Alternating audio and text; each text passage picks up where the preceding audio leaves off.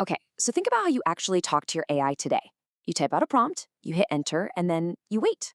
Well, in this explainer, we're unpacking a fascinating new paper that argues this whole turn-based waiting game is totally dead. The next big frontier in AI isn't just about building stronger autonomous agents behind the scenes. It's about creating a continuous, highly governable human-machine collaboration field. Here is our roadmap for today. We're going to look at the bottleneck of current models, introduce continuous native interaction, map out the EP control architecture, dive into live supervision, and finally, look at the strategic interaction surface. All right, section 1, the bottleneck. Think about how we humans actually collaborate with each other. It's totally fluid, and honestly, it's pretty messy. We rely heavily on partial intentions, hesitations, pointing at things, and just continuous real-time correction. You can interrupt a colleague mid-sentence, and they just roll with it. But modern AI? It's trapped in a super rigid, turn-based channel. You have to send a complete, perfect input, wait around, and then get a full output. It's kind of like communicating via walkie-talkie rather than working side by side with someone. Because of this clunky design, the system literally freezes its perception while it's generating an output for you. That means no matter how incredibly smart the underlying model is, the collaboration channel itself is a massive bottleneck.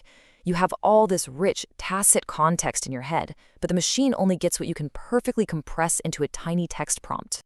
Moving right along to section 2, enter continuous native interaction.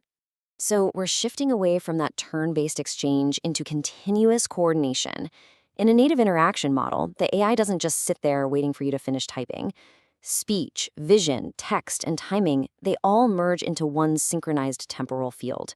The AI can listen to you while it's acting, watch what you're doing while it's speaking, and search the web while you're still discussing the topic, all without ever breaking the flow. And this sets off what the paper calls a core causal chain. It goes like this. Your human intention becomes a shared state. That shared state then guides the AI's continuous reasoning. The AI's actions instantly produce observable feedback, and then that feedback immediately updates the collaboration system. Just like that, the AI transforms from a fancy answer generator into a live, active participant in your workflow. Which brings us to section 3, the EP control architecture. Now, if an AI can suddenly interrupt you, scour the web, and run background tasks all at the same time without strict rules, that's a recipe for disaster. We risk creating incredibly fast but highly unstable execution. An AI that smoothly interrupts you to go book a flight while you're literally still debating the dates with yourself isn't actually helpful. It's just faster confusion that's masking itself as being natural. To prevent this total chaos, the paper introduces this idea of EP control, the energetic paradigm. EP control acts as the spine of continuous collaboration. It defines the exact permission architecture needed to govern when the system should act, when it should wait, interrupt, verify, or simply hand control back over to you. To maintain discipline, the system constantly has to answer 4 crucial EP control questions. First up, what flow is actually decisive right now? Is it visual evidence, or is it the user's intention? Second, who controls the next transition? Third, what absolutely cannot be sacrificed in this exact moment? Is it accuracy or speed? And finally, what exact signal triggers an interruption or a full stop? Without the strict permission architecture, native interaction just completely falls apart. EP handles all this through a really clever dual model coordination. On the front lines, you have an interaction model that maintains live contact with you, protecting your continuity and timing. Meanwhile, in the back, a reasoning model handles all the deep processing, the planning, and the evidence gathering. This ensures that correct timing becomes a governed control dimension, meaning the system prioritizes the right moment to speak over blindingly fast but thoughtless latency. All right, section 4, live supervision and verification. When an AI starts actively using tools right in front of you, every single tool call has to be treated as an energy conversion. Before acting, the system must justify what uncertainty it's actually reducing to prevent it from just wasting resources. It has to assess the cost, figure out what facts need verification, check if the action is even reversible, and clarify exactly who approves the transition. This is absolutely crucial for preserving your agency. Native interaction also captures all our tacit knowledge. You know, when we work, we give off so many incomplete signals, a pause, hesitation, or just saying something like, no, not like that. Turn-based AI completely ignores all of this. But under EP control, these tiny signals are converted directly into machine-usable state updates, like a goal refinement or a priority shift. This effectively diagnoses the interaction bandwidth, increasing the useful signals to improve the model without just hoarding a bunch of uncontrolled, noisy data. But this brings up a huge question. When exactly do we verify the work? In the old turn-based systems, you just check the final output at the end. But native interaction requires continuous local verification gates right in the middle of the interaction stream. If the AI is talking to you and searching simultaneously, we have to catch errors locally so that completely untested output doesn't contaminate the live collaboration and get accepted as established fact. So when things inevitably go wrong, we can't just throw our hands up and blame AI hallucinations anymore. We have to categorize these breakdowns by their exact location in the flow.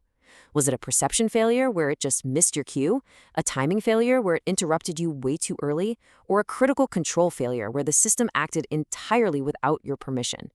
Accurately diagnosing that flow location is exactly how we fix continuous systems. Okay, on to our final segment, Section 5, the strategic interaction surface. Native interaction is going to fundamentally change real-world tasks across the board. In live research, the AI can actively separate out evidence from your hypothesis while you're still speaking. In education, it isn't just about spitting out the right answer anymore. It's about timing the exact point of intervention so a premature correction doesn't totally derail the student's learning process. It truly becomes a co-participant. And this reveals the massive strategic endgame for AI labs. It's all about owning the interaction surface. Think about the reproduction loop here. Better interaction creates more usage. More usage produces incredibly rich, tacit correction signals. Those signals then improve the underlying models, which embed even deeper into our daily workflows. Whoever sits right inside your live work loop gains the ultimate prize, which is access to your intention, your context, and your workflow memory. But, and this is a big but, there's a massive governance risk here. If the interaction becomes perfectly smooth, almost invisible, we might gradually start surrendering small decisions without even noticing. You might stop paying attention to what gets suggested and what gets ignored. A system that continuously assists you can very easily cross the line into continuously, stealthily steering your decisions, slowly eroding your own autonomy. To prevent that kind of stealthy steering, mature systems have to rigorously stick to these EP design principles. The overarching theme across these principles is crystal clear. Preserve human control at decisive gates, tightly govern timing, and make the entire collaboration field totally inspectable. As a user, you must always be able to clearly see what the model's doing and exactly what assumptions it is currently operating under. So if there's one crucial takeaway from this entire explainer, it's exactly what the paper concludes right here. Native interaction absolutely widens the intelligence channel, but EP is what makes that channel governable. Expanding the bandwidth is completely useless and honestly even dangerous if we end up sacrificing verification, reversibility, and human authority in the process. Which leaves us with this final critical thought to ponder. As AI integrates flawlessly into our continuous workflows, how do we ensure the visible boundaries of human authority are never erased?